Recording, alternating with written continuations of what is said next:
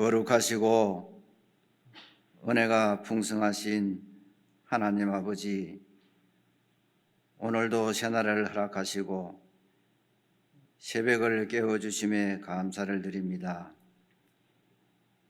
이 시간도 기도하며 말씀을 통해 묵상하는 누가복음 5장 말씀을 통해 주님의 부르심과 새롭게 변화되는 삶에 대해 깊이 깨닫기를 원합니다. 주님께서는 세리 레위를 부르시며 나를 따르라 하셨고 그는 모든 것을 버려두고 주님을 따랐습니다. 이처럼 우리도 세상의 것을 의지하지 않고 주님만을 따르는 자 되게 하옵소서. 우리의 삶에서 내려놓아야 할 것들을 주님의 말씀을 통하여 깨닫게 하시고 버려야 할 것들을 과감히 버릴 수 있는 믿음을 저희들에게 허락하여 주시옵소서.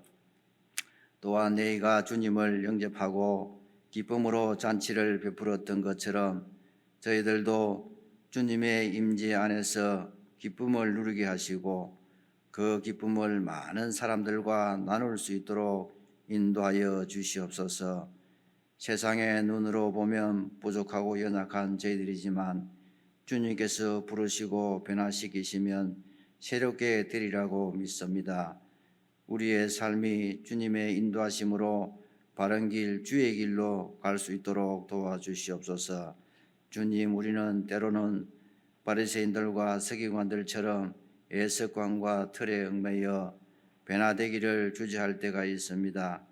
그러나 주님께서는 새 포도주는 새 부대에 담아야 한다고 하셨습니다. 우리도 주님의 새 일을 받아들일 수 있는 열린 마음을 갖게 하시고 변화와 순종을 두려워하지 않도록 도와주시옵소서. 오늘 하루도 우리의 삶 속에서 주님을 더욱 가까이 따르게 하시고 우리의 모든 행동과 말이 주님의 영광을 나타내는 도구가 되게 하여 주시옵소서. 새날을 주심에 감사드리오며 우리의 삶을 주님께 온전히 맡겨드리며 예수님 이름으로 기도드립니다. 아멘.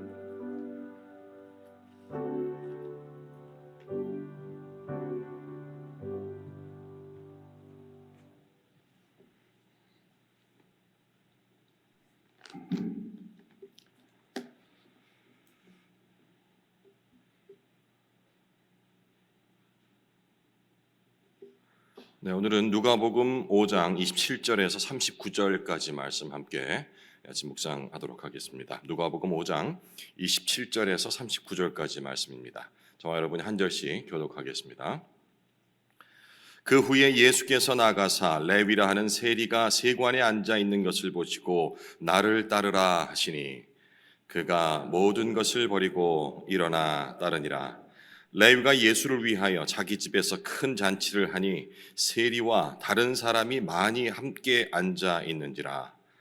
바리새인과 그들의 서기관들이 그 제자들을 비방하여 이르되 너희가 어찌하여 세리와 죄인과 함께 먹고 마시느냐. 예수께서 대답하여 이르시되 건강한 자에게는 의사가 쓸데없고 병든 자에게라야 쓸데있나니 내가 의인을 부르러 온 것이 아니요 죄인을 불러 회개시키러 왔노라.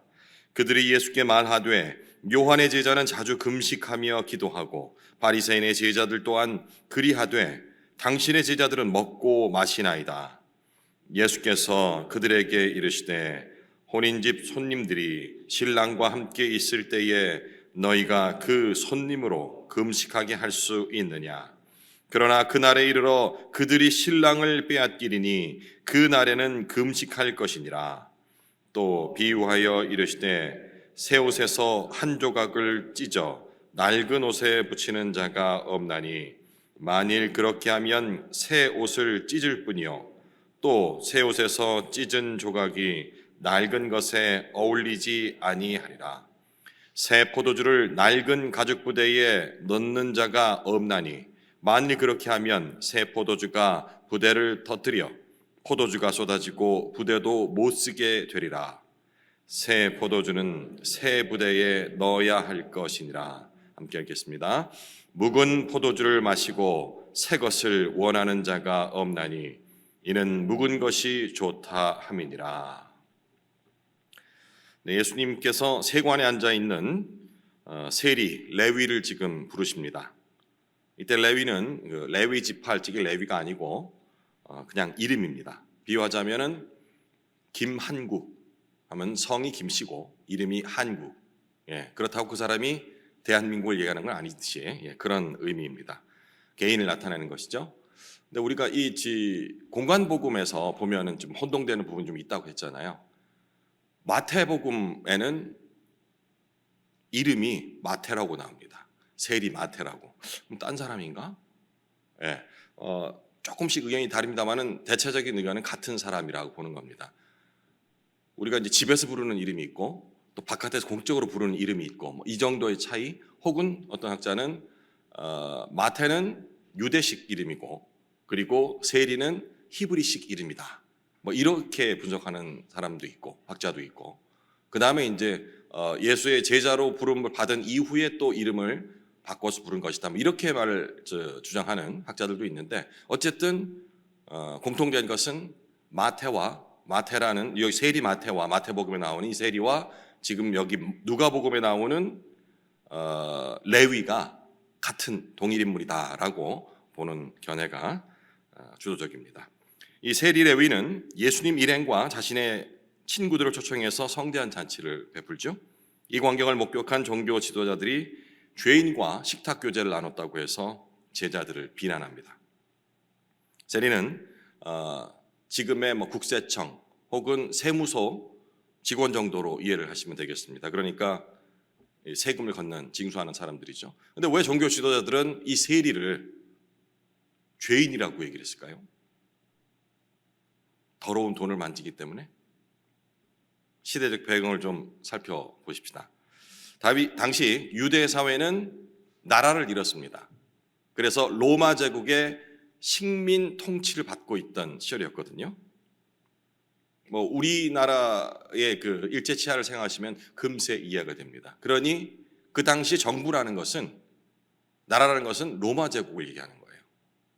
그러면 지금 국세청 직원 혹은 세무서 직원이라 한다면 정부의 지휘 통제 하에 그의 명령을 받는 그런 직업을 말하는 것이지 않습니까? 그러니까 일제 치하에서 정부를 위해서 일한다면은 일본을 위해서 일하는 것, 그런 지금 상황이에요. 같은 민족이 피땀 흘려 일한 돈을 세금이란 명목으로 착취를 해서 침략국인 로마 제국에다 갖다 바치고 있으니 당연히 미움을 받을 수밖에 없었겠죠. 그러니 누구든 세리와 친하게 지낸다는 것은 민족을 배반하는 그런 행위로 아마 간주되었을 것 같습니다. 그런데 지금 예수님이 그런 세리와 함께 교제를 나누고 있는 거예요. 심지어는 잔치까지 초대되어서 즐기고 있으니, 물론 세리들이 단순히 로마 제국을 위해서 일했다는 것만으로 이렇게 죄인 취급을 받았다는 것은 아닐 겁니다. 어제도 잠깐 살펴보았던 그 유대인의 정결법이라는 게 있잖아요. 이 정결법에 의한다면 정한 것과 깨끗한 것과 부정한 것을 나누는 이 구분들이 있는데, 어제 나왔던 나병 환자라든지 이렇게 부정한 부류로 속하게 되는 인물, 직업, 이런 것들이 있는데, 바로 이 세리가 이방인들과 그 정결법에 의한다면 이방인들과는 만지지도 교제하지도 말라고 되어 있던 부분에 있어. 로마는 이방인이잖아요. 그런데 직원이니까, 정부 직원이니까 계속해서 이방인과 교제를 나눌 수밖에 없는, 만날 수밖에 없는 그런 직업이었기 때문에 역시 이 세리들도 부정하다라고 구분이 됐다라고 볼 수도 있겠습니다. 물론 그 이외에도 완장 찼다고 내가 이제 세금 징수원이니까 해서 착취를 하고요. 그러니까 필요 이상으로 많이 받고 또 부정부패를 일삼았던 그런 행동들도 있습니다. 그러니까 이모저모로 그러니 이 세리는 그 당시에 유대인들에게 죄인 취급, 부정한 사람으로 인정받을 수밖에 없었다라는 것을 기억을 하시면 되겠습니다. 아무튼 이런 부류의 직업을 가진 이 레위, 세리와 함께 예수님이 지금 어울리고 있는 겁니다. 27절. 그 후에 예수께서 나아가사 레위라 하는 세리가 세관에 앉아 있는 것을 보시고 나를 따르라 하시니 그가 모든 것을 버리고 일어나 따르니라. 레위가 예수를 위하여 자기 집에서 큰 잔치를 하니 세리와 다른 많은 사람들이 많이 함께 앉아 있는지라. 안 그래도 지금 공생애를 지금 시작하신 예수님께서 나병 환자를 치유하시고 중풍병자를 일어나 걷게 하시는 과정에서 보여주신 말과 행동이 당시 종교 지도자들의 눈에 지금 거슬리고 있는 상황이었어요. 근데 이제는 그들의 눈에 확실한 증거까지 제공하게 된 셈이죠. 네, 이 시점에서 우리가 일반적인 그런 사건의 흐름으로 본문을 바라보는 시각에서 좀 다른 관점으로 이 사건을 주목할 필요가 있는데요. 바로 예수님께서 일종의 지금 제자를 부르고 계시지 않습니까? 12명의 제자를 지금 찾아서 부르고 계신데 이 제자로 부르신 사람들의 면면을 한번 떠올려 보는 겁니다. 아직 다 나오진 않았지만 제일 처음 제자로 부른 사람은 누구였습니까? 어떤 직업을 갖고 있었습니까? 어부였죠. 예, 어부.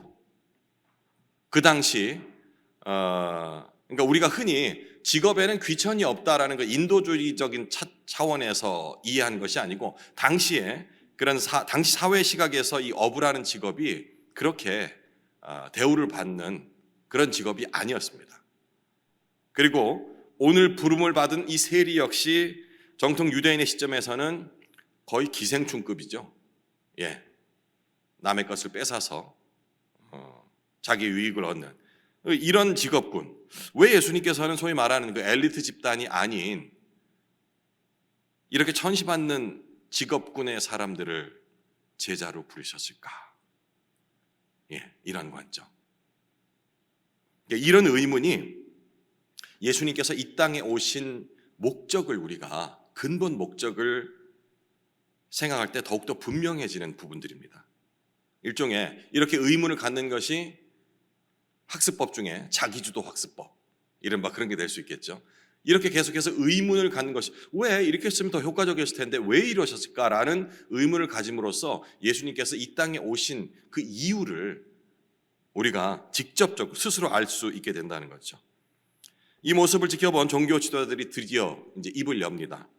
어제 본문에서는 마음속으로 생각만 했잖아요. 근데 오늘은 드디어 입을 엽니다. 30절 바리새인과 그들의 서기관들이 그 제자들을 비방하여 이르되 너희가 어찌하여 세리와 죄인과 함께 먹고 마시느냐. 종교 지도자들이 일단 입을 열긴 했습니다마는 예수님을 직접 비방하기보다는 제자들을 돌려서 제자들에게 돌려서 말하는 장면이 좀 특이하죠. 잠깐 제가 어제 생각했던 것은 아직 겁먹었구나. 예수님이 왜냐하면 기적을 행하시고 하니까 직접 대놓고는 얘기 못하고 그냥 제자들, 만만한 제자들 그 행동을 가지고 트집을 잡는다라는 생각이 들더라고요. 예수님은 그 질문에 우리가 잘 아는 그 의사에 관한 그 경구로 응대를 하십니다. 31절. 제가 오늘 조금 빨리 읽는 것은 여러분께 너무 잘 아시는 본 내용이기 때문에 그렇습니다. 31절. 예수께서 대답하여 이르시되 건강한 자에게는 의사가 쓸데없고 병든 자에게라야 쓸데있나니. 32절. 내가 의인을 부르러 온 것이 아니요 죄인을 불러 회개시키러 왔노라. 너무나 잘 아는 말씀이죠. 큰 유래가 되는 말씀이기도 하고요.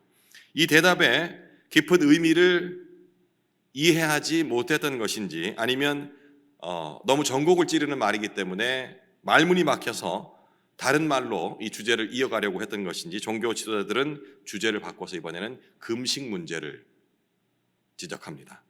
33절. 그들이 예수께 말하되 요한의 제자는 자주 금식하며 기도하고 바리새인의 제자들 또한 그리하되 당신의 제자들은 먹고 마시나이다.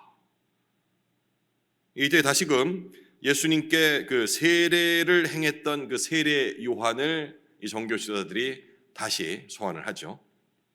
일전에도 잠시 말씀드렸습니다마는 세례 요한은 예수님보다 6개월 먼저 태어나고 공생의 사역도 최소한 6개월 아니면 그보다 더 훨씬 먼저 시작했는지는 정확히는 나와 있지는 않습니다만 어쨌든 최소한 6개월 먼저 사역을 시작했던 그런 인물입니다. 그렇기 때문에 자주 예수님의 사역과 이렇게 비교를 하는 대목들이 자주 나오거든요. 지금 종교 지도자들이 당시 예수님보다 먼저 활동했던 세례 요한과 그의 제자들이 했던 사역을 말하면서 지금 예수님과 예수님 제자들 비교를 하고 있는 거죠. 지금 이 말의 뉘앙스를 본다면 세례 요한과 그의 제자들은 최소한 그 당시 종교 지도자들 눈에는 전통적인 율법을 문제없이 잘 지키는 그런 집단으로 이해가 됐던 것 같습니다. 그들 눈에는 흡족했다라고 볼 수 있는 것이죠. 이런 상황을 우리 현대 기독교 사회에서도 접목시켜 볼 수 있는 부분이라 생각을 합니다. 우리가 어떤 개인이나 아니면 어떤 집단의 신앙을 판단할 때에 기준이 되는 것이 여기 종교 지도자들은 일종의 기득권 세력 아니겠습니까? 이 기득권 집단의 그들이 내린 판단에만 의존할 때에는 오류가 있을 수도 있다는 겁니다. 왜? 그들의 눈에 예수님과 예수의 제자 그 집단은 옳지 않은 것으로 지금 정의를 내리고 있잖아요. 그러면 우리가 그냥 편의상 이렇게 얘기합니다. 기득권이라 얘기하겠습니다. 그 영향력을 많이 가진 그들의 판단에만 의존했을 때 우리 그런 얘기 많이 하잖아요. 그 교회가 얼마나 큰데 그 교회에서 이렇게 했는데 뭐 이런 거 얘기하잖아요. 그 교회에서 하는 지금 프로그램이래. 이런 식의 적용은 오류가 있을 수 있다라는 부분 우리가 좀 한번 생각해 보죠. 다 그렇다는 것은 아니고요. 그런 경각심을 가져야 되는 겁니다. 자, 이런 지적에 예수님이 이번에는 잔치에 관한 경고로 새 시대가 도래했음을 암시하시죠. 34절 예수께서 그들에게 이르시되 혼인집 손님들이 신랑과 함께 있을 때에 너희가 그 손님을 금식하게 할 수 있느냐? 한마디로 지금은 금식이 아닌 잔치의 기쁨을 나눌 때라는 그 말씀을 지금 하고 있는 거죠. 그냥 상식으로 생각해봐도 혼인집에서 초통해놓고 금식하라라고 얘기할 리가 없지 않습니까? 그렇죠? 혼인은 잔칫날이기에 혼인집은 슬픔이 아니라 기쁨이 있어야 한다. 금식이 아니라 잔치가 베풀어져야 한다라는 말씀을 하고 계십니다. 이 비유에는 이런 현상적인 모습들 때문에 예수님이 바로 그 혼인잔치의 주인공인 신랑, 지금 현대의 그 혼인잔치의 결혼식의 주인공은 신부라고 얘기를 하는데 이 당시에 신랑이었습니다. 신랑이라는 것이 그 혼인잔치의 주인공인 신랑이 바로 예수 그리스도라는 그 숨은 뜻을 담고 있는 겁니다. 뜬금없이 혼인잔치 비유를 하는 것이 아니고, 하지만 아직 때가 아니기에 예수님께서 거기까지 말씀하시지는 않죠.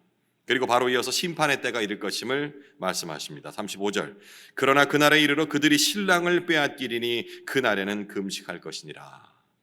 신랑이 예수님이라는 우리 알고 있죠. 그리고 그날이 어떤 때인지 더 이상 설명을 안 듣겠습니다. 이어서 새로운 비유를 하나 더 말씀을 하십니다. 혼인잔치에 빠질 수 없는 포도주와 관련한 내용입니다. 사실 이게 새로운 비유라기보다는 앞선 혼인잔치 비유의 확장이라 할까요? 좀 더 의미를 확실하게 하기 위해서 든 비유라고 보는 편이 더 옳을 것 같습니다. 왜냐하면 이 금식과 혼인잔치, 이게 금식이 옛 시대를 상징하고 혼인잔치가 새 시대를 비유한 것이라는 관점에서 본다면 새 포도주를 낡은 부대에 그리고 새 부대에 담는 것, 이 두 가지가 바로 그들에게 익숙했던 전통적인 그 율법이라는 것과 새롭게 거듭난 사람이 지켜야 할 하나님 나라의 새 법을 비유하는 것이다 라고 생각한다면 더 확장을 한 것이라고 보는 것이 더 옳겠죠.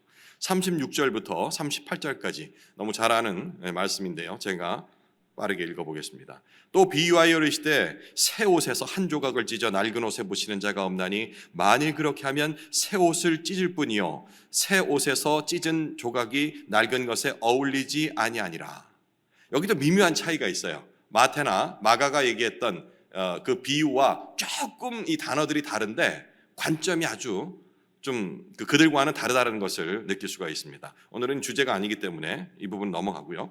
새 포도주를 낡은 가죽 부대에 넣는 자가 없나니 만일 그렇게 하면 새 포도주가 부대를 터뜨려 포도주가 쏟아지고 부대도 못 쓰게 되리라. 예, 이 부분도 너무 잘 알고 계시죠. 세수를 부던데 왜 그러면 헌 부대에 넣으면 터지는가? 이건 뭐 과학적으로도 얘기를 하고요.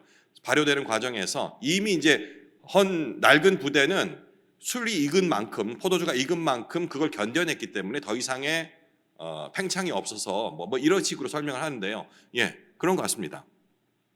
38절, 새 포도주는 새 부대에 넣어야 할 것이니라. 예, 여기까지죠. 아주 익숙한 새 술은 새 부대라는 그런 비유입니다. 같은 내용을 다른 복음서인 마가복음은 2장에 비유를 했고, 그리고 마태복음은 8장 9장인가요? 8, 9장 하여튼 좀 뒤쪽에 똑같은 내용이 나옵니다. 근데 앞선 그 두 마태 마가복음에는 여기까지로 끝을 내요. 그런데 누가는 38절 뒤에 오늘 5장 마지막 절인 39절을 덧붙였어요. 우리가 너무 잘 아는 새술은 새부대라는 내용이기 때문에 그냥 39절까지 쭉 읽고서는 마지막 구절에 집중을 안 할 때가 많거든요. 제가 오늘 지금 마지막 구절 가지고 어제 좀 생각을 좀 많이 했었어요. 이해가 잘 안 되는 부분도 있기도 하고 해서 참 신약 성경은 특히 누가복음은 그냥 잘 가다가 한 절 한 절 여기서 꼭 막혀요. 너무 익숙하게 잘 알고 있던 그 내용과 조금 이질감을 느끼는 그런 문장을 한 구절씩 넣어놔가지고 덕분에 열심히 공부를 하고 있습니다. 39절, 묵은 포도주를 마시고 새 것을 원하는 자가 없나니, 다시요, 묵은 포도주를 마시고 새 것을 원하는 자가 없나니 이는 묵은 것이 좋다 함이니라. 이게 언뜻 이해가 가십니까? 지금 묵은 포도주가 좋다는 거예요? 새 포도주가 좋다는 거예요? 앞선 비유에서 예수님은 그 옛것과 새것이라는 그런 개념을 가지고 이 묵은 것을 버리고 새 것을 취해야 한다라고 계속 비유를 말씀드렸는데, 이 마지막 절은 묵은 것이 좋다 함이니라 이렇게 결론을 맺으니까 뭔가 좀 이상한 거예요. 제가 그래서 이제 그 주석서를 좀 찾아봤어요. 거기도 이렇게 얘기를 했어요. 거기는 어떻게 해석을 했냐니까, 그러니까 좋은 것과 안 좋은 것, 정확히 거기서 사용했던 단어는 우월한 것과 열등한 것을 비유한 것이다. 그게 대부분이 낡은 것들이 열등한 것들이라고 하면서 포도주만큼은 그래도 이게 잘 익은 숙성된 것이 좋다라는 것. 그러니까 이게 다른 의미가 아니고 우월한 것이라는 관점에서 봤을 때는 낡은 것들, 이것들이 열등한 것이고 새 것이 훨씬 더 우월한 것인데, 이 포도주만큼은 묵은 것이 훨씬 더 우월한 것이다. 그래서 예수님께서 다른 것들은 이 낡은 것들이 안 좋다 얘기했지만 이 포도주만큼은 묵은 것이 좋다라고 비유를 든 것이다라고 해석을 했던데, 저는 좀 약간 억지스러운 느낌. 굳이 예수님이 지금 옛 것과 새 것을 비유하면서 선명하게 비유를 해오셨는데 마지막에 포도주는 그래도 묵은 것이 좋다라고 비유를 들 리가 없을 것 같다는 그런 생각이 드는 거예요. 그러다가 이런 생각이 들었어요. 이 문장은 예수님의 생각이 아니고 예수님의 주장이 아니고요, 일반적인 다른 사람들이 하는 생각을 그냥 말씀하신 것이다라는 그런 생각이 들더라고요. 그러고서 제가 이제 헬라어 원문을, 이 신약성경 원문은 헬라어로 기록이 되어 있거든요. 구약은 히브리어라고 말씀드렸고요. 이 헬라어를 찾아봤어요. 원문을 찾아봤더니 지금 여기 제일 마지막 구절에 이는 묵은 것이 좋다 함이니라 라고 해서 이 좋다라고 번역된 이 단어가 그 헬라어 원문으로는 크레토스라고 적혀 있어요. 크레토스가 뭔가 하고서 이제 그 사전을 찾아봤거든요. 좋다라는 뜻이 있어요. 그런데 그 외에 다른 뜻들이 있는데, 익숙하다, 그리고 유용하다라는 뜻을 가진 단어더라고요. 제가 이 유용하다, 익숙하다라는 그 의미의 단어로 넣어서 마지막 거 다시 한번 읽어볼게요. 익숙하다라는 그 뜻으로 묵은 포도주를 마시고 새 것을 원하는 자가 없나니 이는 묵은 것이 익숙하다 함이니라. 느낌이 다르죠? 좋다, 최상급이다, 좋다 하니까 그렇게 의미 되는데 익숙하다 하니까 그런 개념이 아니죠. 최상급의 포도주다 이런 의미가 아닌 것 같죠. 정리하자면 구습에 익숙한 사람들이 율법이 되겠죠. 예수님께서 전하시는 각양의 새로운 것들을 거부하는 이유가 익숙하지 않아서 거부를 한다는 거예요. 묵은 포도주를 원하고 새 포도주를 원하는 자가 없는 것은 새 포도주가 시고 떨떠름하고 맛이 없어서라기보다는 적절히 발효돼서 아주 맛이 든 묵은 포도주에 사람들이 익숙해 있기 때문이다 라는 의미로 해석이 가능한 겁니다. 구습을 버리고 새 법을 받아들여야 한다는 예수님의 앞선 여러 비유와 맥락을 같이 할 수가 있겠죠.